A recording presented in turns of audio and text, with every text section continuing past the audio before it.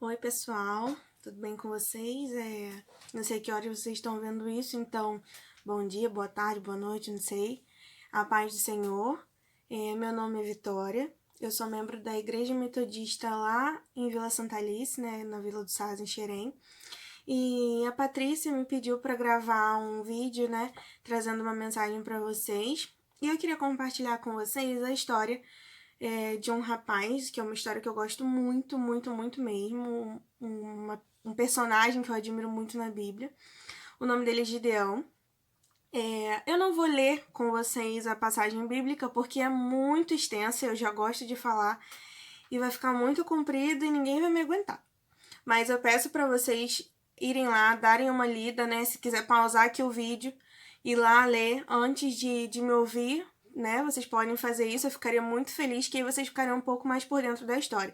Tá lá no livro de Juízes, capítulo 6, tá? E se estende também no capítulo 7, essa história, por isso que eu tô falando que é muito grande. Vamos lá, vamos começar. O livro de Juízes, né?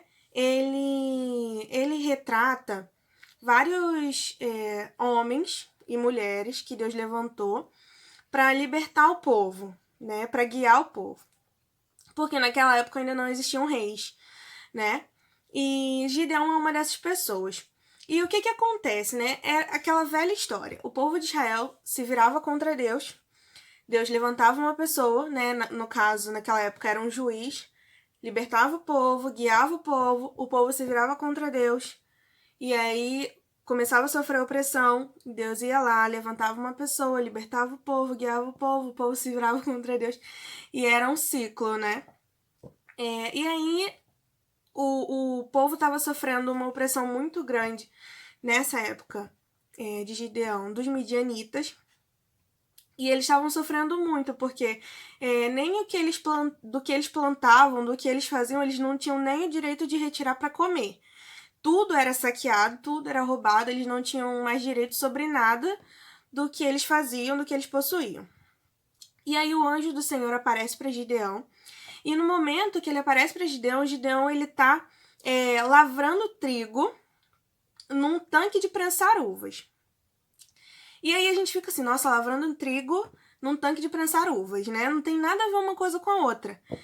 Uma coisa, outra coisa, outra coisa. Mas ele estava fazendo aquilo exatamente porque para enganar os midianitas, para eles não entenderem o que ele estava fazendo e assim não roubarem o alimento que ele estava ali, né, mexendo com ele. E aí o anjo do Senhor aparece para Gideão e fala que vai usar Gideão para libertar o povo.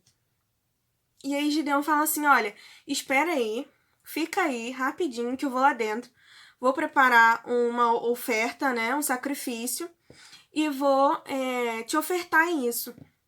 E aí ele entra, ele prepara, né, um sacrifício, prepara o pão e tudo mais e leva lá para fora. E aí quando ele leva e ele oferece esse sacrifício, o anjo do Senhor consome aquele sacrifício, né, aquilo ali vira brasa, se consome, e aí ele desaparece. E aí, assim, Gideão ele começa a adorar porque ele vê que realmente, né, o anjo do Senhor apareceu para ele. E aí ele ouve a voz do Senhor falando com ele, que vai usar ele para libertar o povo. E aí ele não se acha capaz de fazer isso, porque ele fala que ele é membro da menor tribo de lá, e além de ser parte da menor tribo, ele era o menor da sua casa. Então, assim, ele era uma pessoa pouco importante, ele não era um guerreiro, ele não fazia ideia de como planejar, fazer táticas de guerra, nada disso. Ou seja, poderia ser considerado incapaz para realizar aquilo que Deus estava planejando. Só que a gente precisa entender que quando Deus chama a gente, ele não depende da nossa capacidade, ele não depende do que eu sei fazer, ele não depende do que você sabe fazer. Se ele te levantou para fazer algo, faça, porque é ele quem vai te capacitar. Então, prosseguindo na história, ele ouve a voz do Senhor falando com ele, que é para ele, né, levantar e libertar o povo. E aí ele fala assim: não, eu não sou capaz. E Deus fala: não, eu vou te ajudar. E aí o que Gideão faz? Ele coloca Deus à prova. Ele fala assim: olha, não se ire contra mim, Mas, se o Senhor realmente vai libertar o povo através de mim, então eu vou te pedir para me dar uma prova disso. Eu vou colocar um... Agora eu não me recordo exatamente o que ele coloca. Vamos supor que fosse um algodão, né? Um negócio perto de uma oliveira. E aí ele fala que quando ele acordasse, ele queria que só aquilo ali tivesse molhado e todo o restante em volta tivesse seco. Que aí ia ser prova de que Deus realmente estava com ele. E aí ele volta, né, para sua casa e quando ele acorda no dia seguinte, ele vai ver realmente aquilo ali estava encharcado e o lugar em volta estava todo seco. Ou seja, Deus provou para ele que ele estava do lado dele. E detalhe, ele tinha consumido o sacrifício antes, então ele realmente mostrou que era Deus que estava ali. E mesmo assim, Gideão colocou ele à prova. Mas, não satisfeito, Gideão vira e fala para ele assim: não se acenda sua ira contra mim, mas se realmente o Senhor vai libertar Israel através das minhas mãos, então eu te peço que agora faça o contrário, que toda a terra em volta disso fique molhada e somente isso fique seco. E aí acontece o mesmo processo, ele vai para casa e acorda no outro dia e quando chega lá, toda a terra em volta estava molhada e aquilo ali estava seco. E aí ele entende que realmente Deus ia usar ele para libertar o povo. E aí ele reúne vários homens e vai atrás de midianitas. Aí Deus fala para ele que tinha muitas pessoas ali. Muitas pessoas. E fala para ele assim, olha, pergunta aí quem é que tá com medo.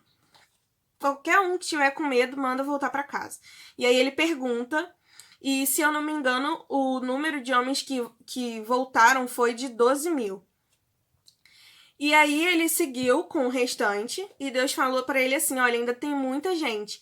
Se eu deixar todas essas pessoas irem e fazerem o propósito que eu tenho para você, eles vão achar que eles estão fazendo isso pela força deles. E não é, vocês estão fazendo isso pela minha força. Então eu não quero que o povo se vanglorie disso. Eu quero que todo mundo entenda que foi eu quem fiz, que foi eu quem libertei o povo. E aí ele fala, tem muita gente.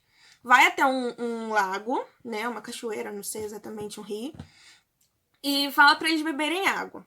Aqueles que beberem água de tal jeito, você manda voltar para casa. Aqueles que beberem água desse outro jeito, você segue com eles. E aí Gideão faz isso. E o número total de homens com quem ele segue são 300, né? E aí a gente lembra do meme, né? 300, fala 300. Pois é, 300. E aí ele segue com esses 300 homens para guerrear contra Midian. Só que aquilo não eram só os midianitas, eram vários povos que estavam oprimindo Israel naquela época e eles estavam todos unidos. Então, você imagina a quantidade. Na Bíblia fala que o exército deles era numeroso como um enxame de gafanhotos. Então, vocês pensem, era muita gente. E aí, mas Gideão, ele não se mostra mais temeroso em relação àquilo. Ele segue porque ele recebeu uma prova do Senhor de que era para ele fazer aquilo. E aí, quando ele segue, e ele chega próximo ao acampamento, Deus fala para ele assim, olha, se você ainda tiver alguma dúvida de que eu vou libertar o povo através de você, de que eu vou dar a vitória para vocês aqui hoje, desce com o teu servo e ouve o que eles estão falando. E aí você vai ter a certeza de que eu estou do seu lado. E eu acho essa uma coisa muito bonita, uma coisa muito interessante, porque Gideão, ele não questionou mais Deus. Ele não se mostrou mais temeroso em relação àquilo. Mas Deus, ele conhece o nosso coração. E ele conhecia o coração de Gideão. E ele sabia que Gideão ainda tinha medo. Que Gideão não tinha certeza. Que ele estava apavorado, provavelmente, por causa daquela situação. E aí, ele próprio fala, Gideão, desce e eu vou te mostrar que eu estou do seu lado. E aí, quando Gideão desce com seu servo, eles param próximo a uma barraca. E nessa barraca, eles ouvem a voz de 2 midianitas. E aí, um deles fala assim, eu tive um sonho muito estranho. O outro, nossa, com o que você sonhou? E ele fala, eu sonhei que um pão de cevada descia o acampamento, rolava e destruía tudo. E aí, o outro vira para ele e fala assim, o seu sonho quer dizer que realmente Deus entregou as nossas vidas na mão de Gideão. E aí eu fico pensando assim, gente, meu Deus, de onde esse cara tirou essa interpretação? Ele viu um pão descendo de um morro E ele deduziu que Deus estava entregando aqui a todos eles na mão de Gideão. Mas o que a gente entende com isso? Deus usa até assim as pessoas que não entendem o que a gente está passando. Deus usa as pessoas de maneiras loucas, né? Como a própria palavra de Deus diz que ele usa as coisas loucas para confundir as sábias. Então, assim, a gente não consegue entender o propósito de Deus com as coisas, mas nós precisamos ter certeza que ele está do nosso lado, de que ele nunca nos abandona. E aí, quando Gideão escuta aquilo, ali mesmo ele se prostra, ele adora o Senhor, e por entender que Deus realmente estava do lado dele. Então ele sai, e aí ele começa a entregar as ferramentas pro seu exército.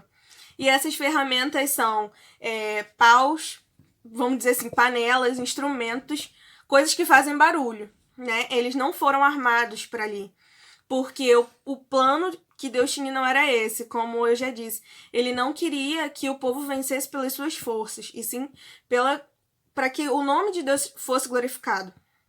E aí eles começam a tocar aquilo tudo ao mesmo tempo, faz um barulho estrondoso, e as pessoas que estão naquele acampamento começam a matar umas às outras, porque eles acham que estão sendo invadidos, que estão sendo atacados. Então, bom, por onde começar, né? Mesmo que nós não nos achemos importantes, mesmo que a gente ache que a gente não tem capacidade, que a gente não tem, que a gente não vem de uma família boa, ou que a gente é pequeno, ou que os nossos dons e os nossos talentos são menores que os das outras pessoas, a gente precisa ter certeza de que nada disso importa, porque Deus não olha pra gente com os nossos olhos.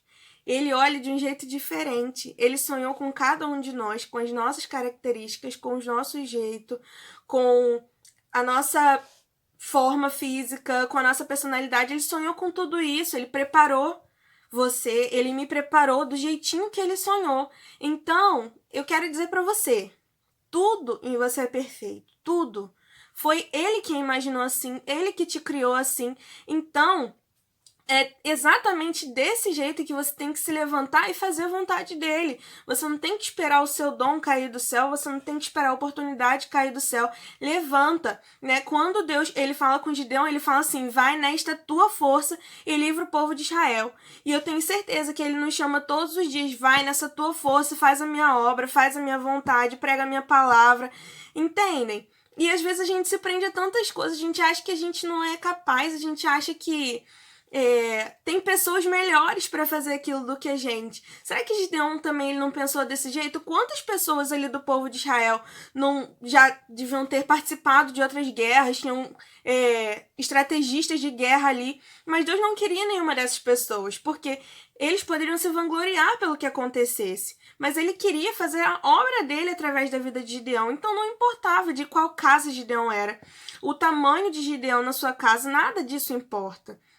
Não importa se a gente é bonito, se a gente é feio, se a gente se a gente é magro, se a gente é gordinho, nada disso importa. O que importa é que a gente se levante na nossa força e faça a vontade do Senhor, porque é isso que Ele precisa de nós. Ele nos ama, Ele derrama sua graça, sua misericórdia sobre nós todos os dias. Só que a própria palavra diz que a fé sem obras ela é morta. Então não adianta nós acreditarmos em Deus, nós amarmos esse Deus e nós não trabalharmos. Nós precisamos nos levantar. Se eu canto, então eu vou cantar. Ou se eu toco, então eu vou tocar. Mas se eu não tenho dom de louvor, eu posso fazer qualquer outra coisa. Eu posso trabalhar com crianças, eu posso trabalhar com discipulado. Se eu não tenho dom da palavra, eu posso ajudar a fazer diversas outras coisas. Trabalhar com ação social dentro da igreja, auxiliar um irmão que está precisando. Entendem? Tudo que nós fazemos é para a honra e a glória do Senhor Jesus. Não depende de mim, não depende de você, não depende de ninguém e também não é para a glória de nenhum de nós, é para a glória e honra do Senhor. Então, seja lá qual for o dom que você tiver, seja lá como você for, né? Nós estamos aqui para adorar e louvar o nome do Senhor, nós estamos aqui para fazer a sua obra. Todos nós somos planos de Deus.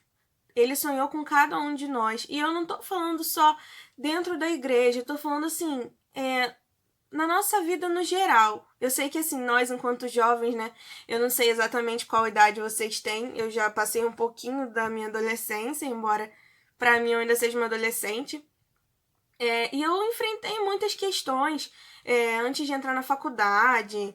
Por eu vir de uma família muito simples, eu achei que eu não fosse conseguir conquistar as coisas. E eu sofri muito, assim, no meu interior com isso, mas eu encontrei paz, eu encontrei resposta na palavra de Deus. Porque é nela que nós encontramos alimento, é nela que nós encontramos refrigério, e é disso que nós precisamos todos os dias nos alimentar da palavra do Senhor. Então, se você está chateado porque, ai meu Deus, eu precisava muito de uma vaga de estágio, de um trabalho, conseguir um curso, ou passar na faculdade, eu não consegui, eu não sou capaz, eu sou um idiota, entende? A gente tem que completamente que acabar com isso. Porque tudo o que acontece na nossa vida acontece do jeito que Deus planejou, do jeito que Ele permitiu. Eu sofri muito antes de entender isso, porque eu achava que eu era incapaz de conquistar certas coisas. E com todo o carinho e o amor dele, ele me mostrou que não era assim, que não era o tempo dele. Que no tempo dele todas as coisas iam, né, estar no lugar correto, da maneira que ele sempre sonhou para minha vida. Então, assim, eu não tenho palavras para descrever tudo que Deus tem feito na minha vida, não tenho palavras para agradecer a ele, tanto pela minha vida secular, né, pelos projetos, pelas coisas que ele me permitiu alcançar, quanto pela minha vida espiritual, porque se eu posso hoje falar da palavra de Deus, se hoje eu consigo tocar um instrumento, se hoje eu consigo cantar, se eu consigo trabalhar de qualquer maneira, é porque ele me capacitou e eu sei que eu não sou merecedora de nada disso. Mas mesmo assim eu sou muito grata porque ele me escolheu. Mesmo eu não sendo capaz, mesmo eu não sendo a pessoa mais bonita ou a pessoa mais talentosa da igreja. Ele me deu dons, ele me escolheu. E por isso eu também escolho ele. Todos os dias eu escolho trabalhar para ele, eu escolho viver para ele.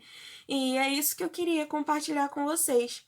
Que independente, né, do sentimento que vocês tenham hoje, que vocês possam se enxergar com um pouco mais de carinho, que vocês possam olhar para vocês com o olhar de Deus, né? O olhar que Deus tem sobre vocês, que é um olhar de amor, um olhar de carinho, de orgulho, acima de tudo, né? Pelas coisas que a gente faz, e de expectativa, porque a própria palavra diz que a terra, as árvores, a natureza, espera ansiosamente pela manifestação dos filhos de Deus.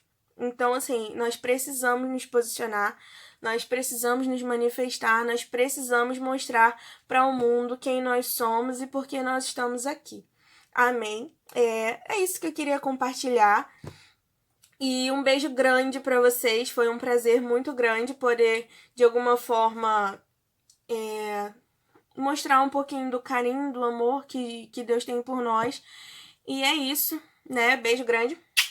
Paz do Senhor a todos e quem sabe até a próxima.